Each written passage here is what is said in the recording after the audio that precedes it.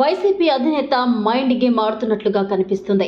చంద్రబాబు వయసు అయిపోయిందని 2029 నాటికి దరిదాపు 80 సంవత్సరాలు వచ్చేస్తాయని, టీడీపీకి నాయకత్వ లోపం ఉందని, లోకేష్ ముఖ్యమంత్రిగా సరిపోడని ప్రచారం చేస్తున్నారు.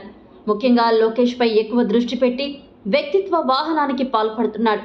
మెరిట్స్ ను చంద్రబాబుకు పంపుతూ లోకేష్ ను పనికిరాని వాడిగా చిత్రించే ప్రయత్నం చేస్తున్నాడు. కావాలనే లోకేష్ పై అసత్య ప్రచారం చేస్తున్నారు.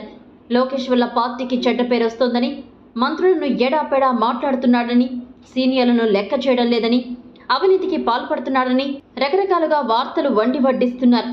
వ్యూహాత్మకంగా వైసీపీ ఒక పద్ధతి ప్రకారం టీడీపీ కార్యకర్తల గ్రూపుల్లోకి చొరబడి లోకేష్ పై వ్యతిరేక వార్తలను ప్రచారం చేయిస్తుంది.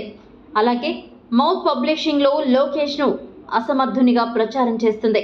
ఏకస్వామ్య నాయకత్వం ఒక్కోసారి అనుకోని పరిస్థితులు ఏర్పడ్డప్పుడు విఫలం చెందుతుందనేది రాజకీయ పండితులు చెప్పే మాట.